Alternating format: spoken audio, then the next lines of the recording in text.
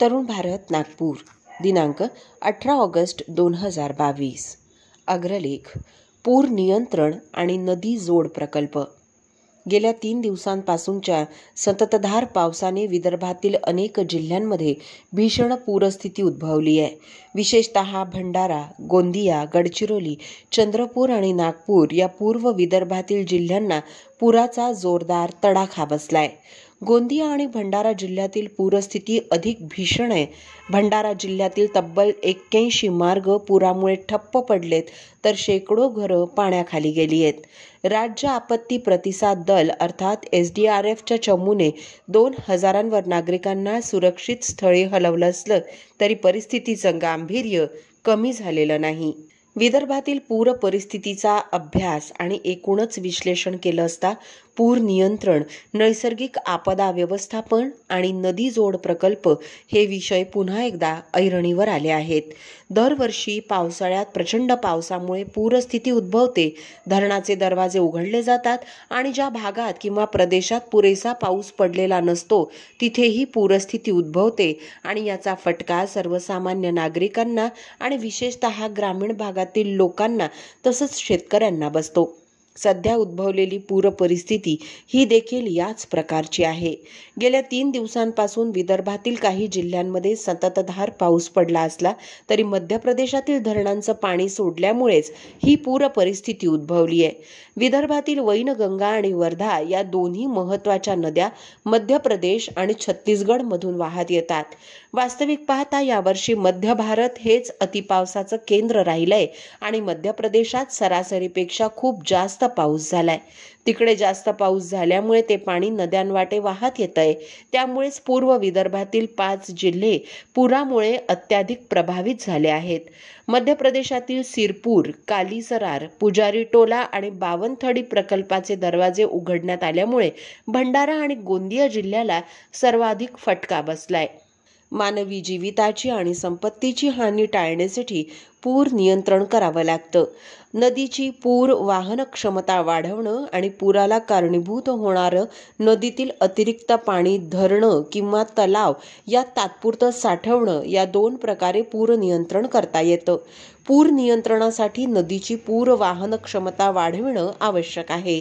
यासाठी नदीच्या दोन्ही काठांवर बांध बांधणं, नदीत साठणारा गाळ आणि किनाऱ्यांवरील झुडुपं काढणं, नदीच्या प्रवाहातील वळणं कमी करून तिचा प्रवाह सरळ करणं असे 3 उपाय तज्ज्ञांनी सुचवले आहेत। याची केंद्र आणि राज्य सरकारांनी प्रभावीपणे अंमलबजावणी करणं आवश्यक आहे। सध्या देशात जी पूर परिस्थिती उद्भवली आहे त्यामुळे पुन्हा एकदा नदी जोड प्रकल्पांची आवश्यकता अधोरेखित झाली आहे। देशातील काही नद्यांना पावसाळ्यात प्रचंड पूर येतो, ते पाणी शेतात, गावात, मोकळ्या जागी शिरतं आणि प्रचंड नुकसान होतं। शिवाय प्रचंड पाणी वाया जातं ते वेगळंच आणि दुसरीकडे अनेक प्रांतातील नद्या पावसाळा वगळता कोरड्याच राहतात।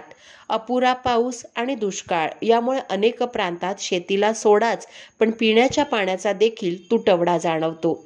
नदीजोड प्रकल्प कार्यान्वित झाल्यास एकीकडे पूर नियंत्रण आणि दुसरीकडे सिंचन आणि पिण्यासाठी पाणी या दोन्ही गोष्टी साध्य होण्याची शक्यता आहे। देशाचा 35% भाग सर्वसाधारण दुष्काळ प्रवण तर आणखी 33% भाग गंभीर दुष्काळ प्रवण आहे। दुसऱ्या बाजूला उत्तर आणि पूर्व भागात वारंवार महापुराचा प्रश्न निर्माण होतो। यावर मात करण्यासाठी राष्ट्रीय नदी जोड प्रकल्प हा एक प्रभावी मार्ग आहे। केंद्रातील मोदी सरकारने याबाबत सकारात्मक विचार केला पाहिजे। देशातील उत्तर आणि पूर्व भागातील वारंवार पूरग्रस्त होणाऱ्या, ओसंडून वाहणाऱ्या नद्यांचं अतिरिक्त पाणी पश्चिम आणि दक्षिण भारतातील पाण्याचं वारंवार दुर्भिक्ष असणाऱ्या भागातील नद्यांतून सोडणं हा या नदीजोड प्रकल्पाचा मूळ अर्थ आहे। प्रकल्पासाठी देशातील 37 नद्या 30 ठिकाणी जोडणं आवश्यक आहे, तर 3000 ठिकाणी जलाशय बांधावी लागतील। 1490 किलोमीटर लांबीचे कालवे बांधणं आवश्यक राहील। हे पूर्ण झाल्यानंतर 35 दशलक्ष हेक्टर म्हणजे जवळपास 86 दशलक्ष एकर एवढं क्षेत्र सिंचनाखाली येईल। हे सध्याच्या स्थूल सिंचित क्षेत्राच्या 33% इतकं आहे। या प्रकल्पातून 34,000 मेगावॅट वीजही म्हणजे सध्याच्या वीजक्षमतेच्या 12% निर्माण होऊ शकेल. वर्ष 1999 ते 2004 दरम्यान भाजप प्रणित रालोआच्या कार्यकाळात या प्रकल्पाचा अधिक अभ्यास पर्यावरण मंत्री सुरेश प्रभू यांच्या नेतृत्वाखाली झाला. वर्ष 2002च्या आकडेवारीप्रमाणे नदी जोड प्रकल्पाचा एकूण खर्च 5,60,000 कोटी रुपये अंदाजित होता. वर्तमान अंदाजाप्रमाणे हा खर्च 11 लाख कोटी रुपयांवर जाईल. वर्ष 2003 मध्ये एका जनहित याचिकेच्या निर्णयाप्रमाणे सर्वोच्च न्यायालयाने तत्कालीन भारत सरकारला या प्रकल्पाचं नियोजन वर्ष 2006 पर्यंत पूर्ण करून वर्ष 2016 पर्यंत प्रकल्प पूर्ण करण्याचे आदेश दिले होते. प्रस्तावित गंगा कावेरी प्रकल्पामुळे भारतातील भूपृष्ठीय पाणी वापर क्षमता 25% वाढेल.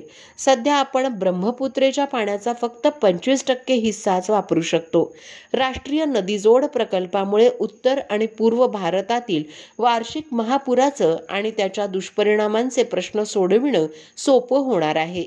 तसंच दक्षिण आणि पश्चिम भागातील पिण्याच्या आणि शेतीच्या पाणी टंचाईचा प्रश्न सोडवता येणार आहे.